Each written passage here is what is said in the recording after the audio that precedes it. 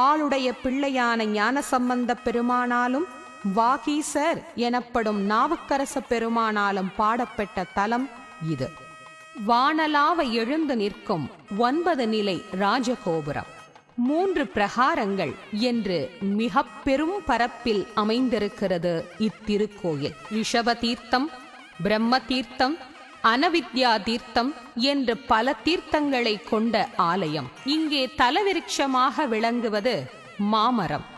சூதவனம், சிகண்டிபுரம், பிரம்மபுரம், தென்மயிலை என்று பல பெயர்களால் குறிப்பிடப்பட்டாலும் மயில் உருவம் கொண்டு அம்பிகை வழிபட்டதனால் மயில்கள் ஆடுகின்ற துறையாக விளங்கியதனாலும் இதற்கு மயிலாடுதுறை என்கின்ற பெயர் ஏற்பட்டது.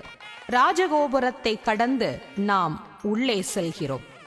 நீண்ட மண்டபத்தின் கடைசியில் கவசம் போர்த்தி பளபளக்கின்ற கொடிமரம் நமது கண்ணுக்கு புலப்படுகிறது. அடுத்து நம் கண்களுக்கு தென்படுவது பலிபீடமும் நந்தி பகவானும். அங்கே விநாயகப் பெருமானையும் நாம் தரிசிக்கின்றோம். திரிபுரம் எரிக்க சிவபெருமான் புறப்பட்ட போது தேவர்கள் உருவாக்கிய தேரில் தனது திருவடியை எடுத்து வைக்க தன்னை வழிபடாமல் உருவாக்கிய அந்த தேரின் அச்சாணியை விநாயகப் பெருமான் பொடி செய்து விட்டார்.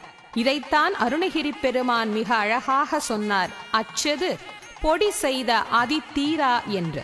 அந்த வேழ முகத்தை உடைய விநாயகப் பெருமான் இங்கே மிக பெரிய திருமேனியுடன் சன்னதி கொண்டு விளங்கி இருக்கின்றார். உள்ளே சென்றால் மேலும் பல பல அற்புதமான சன்னதிகள். இந்த தலத்துக்கு மயிலாடுதுறை என்று பெயர் வர காரணமானவர் இந்த மயிலம்மன். ஆதிசேஷனின் அம்சமான பதஞ்சலியும் புலிக்கால் முனிவரான வியாக்கிரபாதரும் இங்கே தனி சன்னதி கொண்டிருக்கின்றார்கள். திருத்தொண்டர்களான 63 நாயன்மார்களின் வரலாற்றையும் புதுப்பித்து பாடிய சேக்கிழார் பெருமானும் இங்கே சன்னதி கொண்டிருக்கின்றார். பிராமி, மகேஸ்வரி, கௌமாரி, இந்திராணி, சாமுண்டி, வராகி என்று சொல்லப்படும் சப்த மாதர்கள் தாக்க வரும் வினையாவும் போக்கின்ற வேழமுகப் பெருமான். இப்படி பலரையும் நாம் இங்கே தரிசிக்கின்றோம். சோழர் கால கலை வடிவம் இன்னும் பழம் பெருமையை உணர்த்தும் சாட்சியாகவே விளங்கிக் கொண்டிருக்கிறது. கோஷ்டத்தில் கல் திருமேனியுடன் விளங்கும் ஆடவல்லான், கல்லாளின் புடையமர்ந்த ஆலமர் செல்வர், வருணன், யமன், நிருதி, குபேரன் உள்ளிட்ட திக்பாலகர்கள் பூஜித்த லிங்க திருமேனிகள், பயம் போக்கும் பைரவ மூர்த்தி, பேரழகு துலங்க காட்சி தருகின்ற கொற்றவையான துர்க்கை ஆகியோரும் இங்கே அருள் பாலித்துக் கொண்டிருக்கின்றனர். நடராஜரும் தேவி கௌரியும் இங்கே அருள் பாலித்துக் கொண்டிருக்கின்றனர்.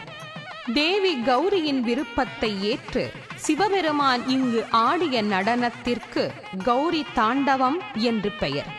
அழகான அற்புதமான அமைப்பில் சிறு கட்டுமலை போலே இங்கே காட்சியளித்துக் கொண்டிருக்கிறார் சட்டைநாதர்.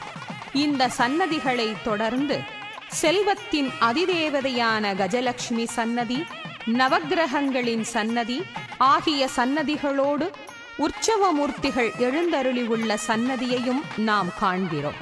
அனைவரையும் வணங்கி நாம் மூலஸ்தானத்தை எட்டுகிறோம்.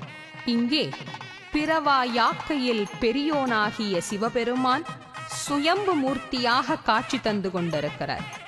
மயில் உருவில் வந்த அம்பிகையால் ஆராதிக்கப்பட்ட மூர்த்தி இவர்தான். இந்திரன், படைப்பு கடவுளான பிரம்மன் அனைவரும் வழிபட்ட அற்புதமான பெருமான் இவரேதான். இந்த பெருமானை பற்றி பாடுகிறார் திருஞான சம்பந்தர். கரவின்றி நன் மாமலர் கொண்டு இரவும் பகலும் தொழுவார்கள், சிரமொன்றிய செஞ்சடையான் வாழ் வரமா மயிலாடுதுறையே என்று. லிங்கத் திருமேனியுடன் காட்சி தரும் இந்த மயூரநாதர்தான் ஆண்மயில் உருக்கொண்டு அம்பிகை முன்வந்தார். என்ன காரணம்? மயிலுருவில் ஈசனை இங்கே பூஜை செய்து கொண்டிருந்தார் தேவி. ஈசனை அழைக்காத தக்ஷனின் வேள்வியில் பங்கேற்ற ஒரு மயிலுக்கு அபயமளித்தார். அதனால் ஈசனின் சினத்திற்கு தேவி ஆளானாள். மயில் உருவம் கொண்டு ஈசனை பூஜை செய்து வந்தார். அதனால் மனமகிழ்ந்த பெருமான் ஆண்மயிலாக வந்தார். பிறகு தன்னை வெளிப்படுத்தி கொண்டார். தேவியையும் மனம் செய்து கொண்டார். சுய உருவில் ஈசன் ஏற்றுக்கொண்ட அபயாம்பிகையையும் நாம் தரிசனம் செய்கின்றோம். புன்னகை ததும்பும் திருமுகம், அருளை வாரி வழங்கும் நயனங்கள், 4 கரத்தை உடையவராக நின்ற கோலத்தில் காட்சியளிக்கிறார் அம்பிகை. தன்னை பணிந்து உருகி நிற்பவர்களின் பயம் போக்குபவள், அபயம் அளிப்பவள். அபயாம்பிகை மாலை, அபயாம்பிகை அந்தாதி, அபயாம்பிகை சதகம் என்று அம்பிகையின் திருவருளை பாடுகின்ற பல துதி நூல்கள் உண்டு. தூயவரம் வேண்டித் தொழுகின்ற நெஞ்சுக்கு மாயவரம் வந்தால் மருந்துண்டு. அருட்கடலாம் தாய் அபயாள் உடனே திரு காட்சி தரும் நாதன் நேயம் மிகக் கொண்டு நலம் தருவார்.